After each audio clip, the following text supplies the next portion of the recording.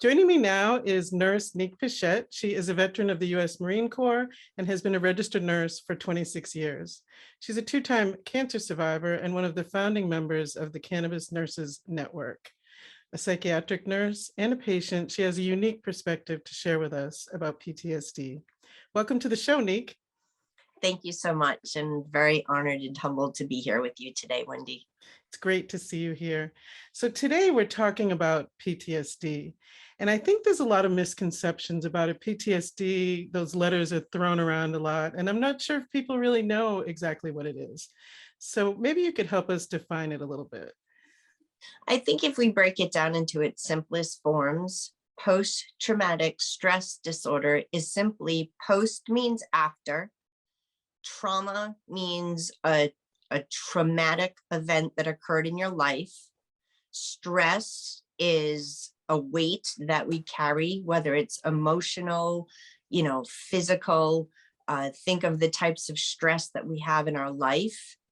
And D is for a disorder. So I've learned over my time that we don't necessarily have to go with these deep, lengthy definitions.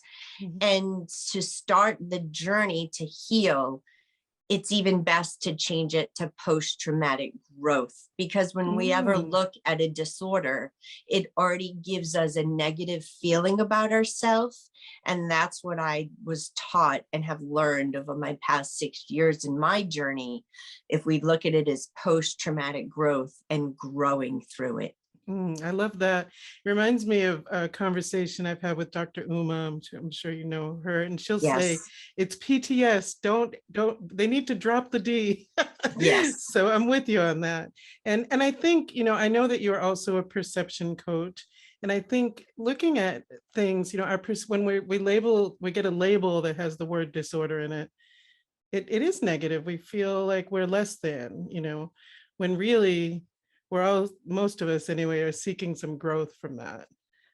Absolutely. And we look at the trauma that we've been through. The very word disorder is another negative label that we have placed upon us and that we constantly hear in ourselves from those negative thoughts that we get because of the trauma that we've been through. Right. Makes perfect sense to me.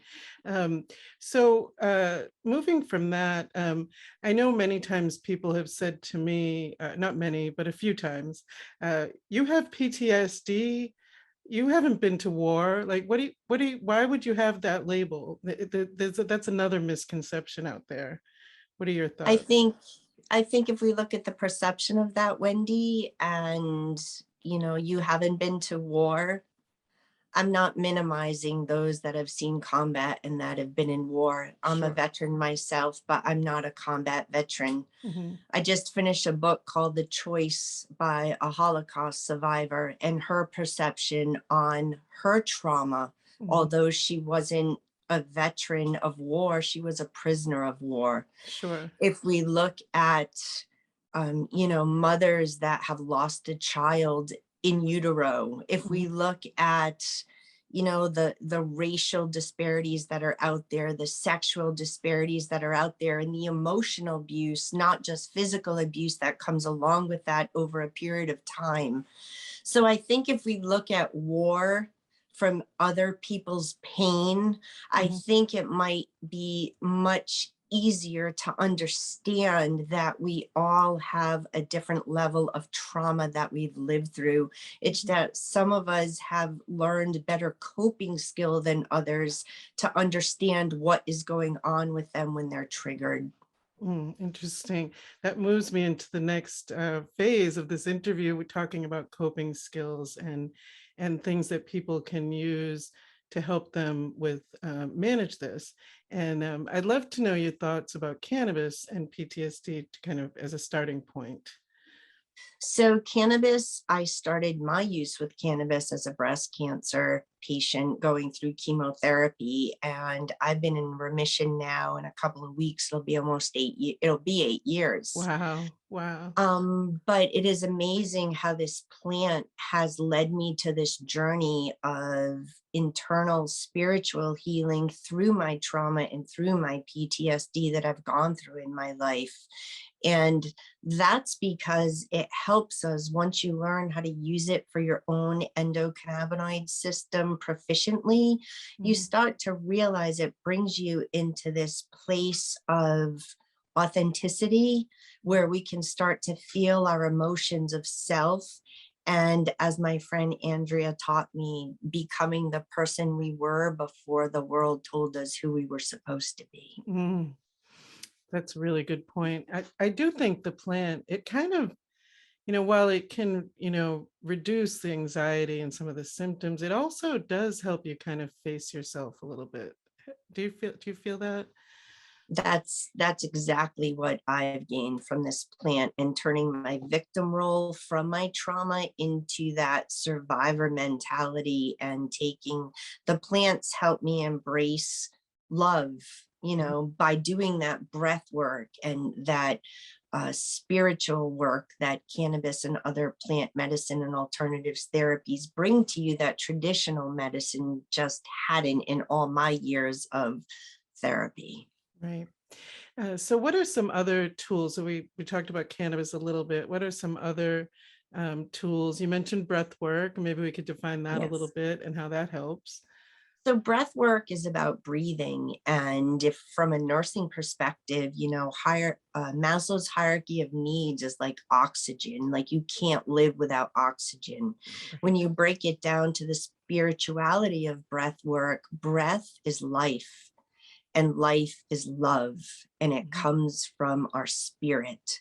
So as we learn to breathe, deeply in through our nose and bringing it all the way down to our pelvis, which is our root chakra, whereas where our trauma is stored, that's where we can start to bring love inside of us, because especially trauma survivors, we're so busy at looking outside ourselves for love and getting addicted to all these other things because we learned to become addicted to the pain. When we start simply with plant medicine and that breath work, we start to realize that everything we need is right inside of us. I love that. It's so true. As a trauma survivor myself, I know for many years I would catch myself holding my breath, not even realizing that I was doing it. And now it happens occasionally, but I'm much more aware of that. So I feel you, because you can't get the oxygen when you're holding your breath. I think, that's probably something when you're experiencing trauma that you do. And so we may go into that automatically. I don't know. What are your thoughts? Did you feel that used to happen when you were triggered, Wendy? Sometimes could be a trigger, sometimes not. I would just notice I'm holding my breath, like I'm feeling a little anxious maybe, or I'm, going to do something that causes a little anxiety, and here I am like not really breathing, you know.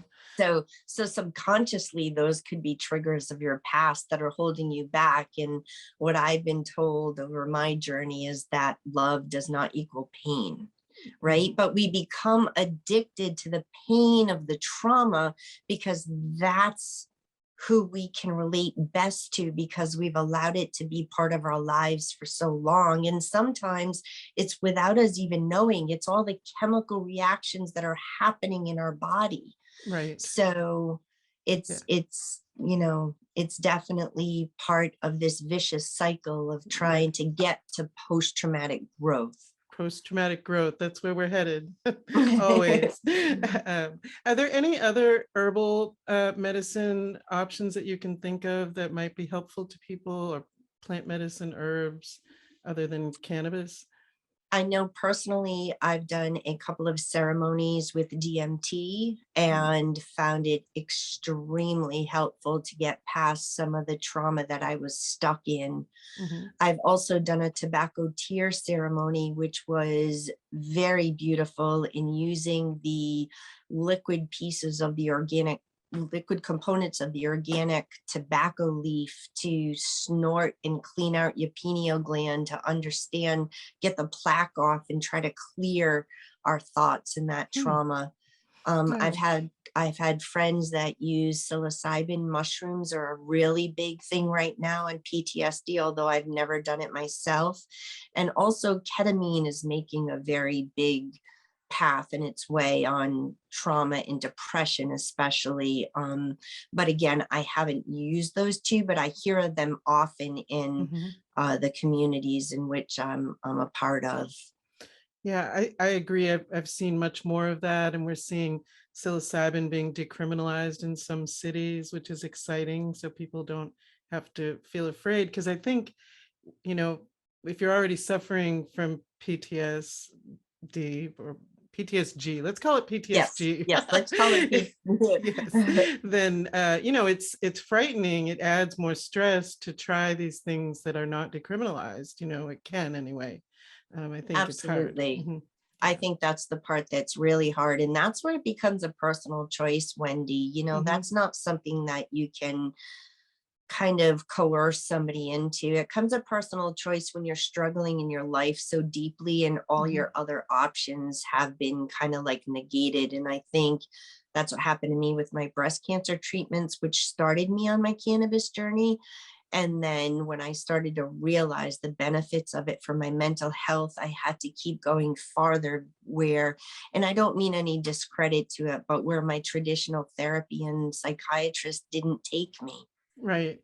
I don't think you're alone in that. You know, I think what they have to offer, like all mainstream medicine, you know, pills, tests, surgery, that's what they've got. And in mental health, really counseling and pills for the most part. It's nice to see the mainstream moving forward a little bit because the ketamine treatments are being delivered by some mainstream counselors now, I believe. Yes, yes, Yeah, for certain. And there's some nurses that are in the ketamine community too that also hold space in the cannabis spaces as well. So it's we're really starting to cross over and see this revolution in healthcare really moving forward. that's exciting. It's I think so exciting. too. Yeah, it gives us a lot of hope for people because every person is different, you know, and what they need and what will help. It's nice to have all the options available. I think that's what it's about is seriously the choices of our own personal health care. And it doesn't mean that one's better than the other or that you can't mix them together. Mhm. But that's what the endocannabinoid system is about, correct? And we Yeah, all have our own specific endocannabinoid system. No two are alike, just like perception. You know, right. even identical twins, their perception is not identical. So again, it's being able to develop your own wellness plan because I think when you're held accountable, I think it makes you want to thrive and do better when you can be part of what you're implementing for your future self. Right. I agree completely. Um, do you have any final thoughts for people, maybe where they could get started if they have been suffering for a while and not sure how to get started with some help? What are your suggestions? I think oh my gosh, there's so much education out there now. I know that I'm a founding member of the Cannabis Nurses Network, where we have an educational program, which is where too I'm really putting together the pieces of the Cannabis Nurse Navigator. There's Dr. Sulak, healer.com. There's Dr. Evo Bleshing's website, cannakeys.com, has so much information on all the data that's been collected and researched for cannabis and medicine. And I mean, the list goes on. Excellent. And how can people get in touch with you? I'm Nurse Nique, and you can find me at positivelyprocessingperception.com. And that's also a program that through my own personal experience have used the lotus theory to help look at the perception of how we deal with life experiences. Excellent. Thanks so much for joining me. Thank you so much, Wendy. And again, thank you so much for having me. It's my pleasure.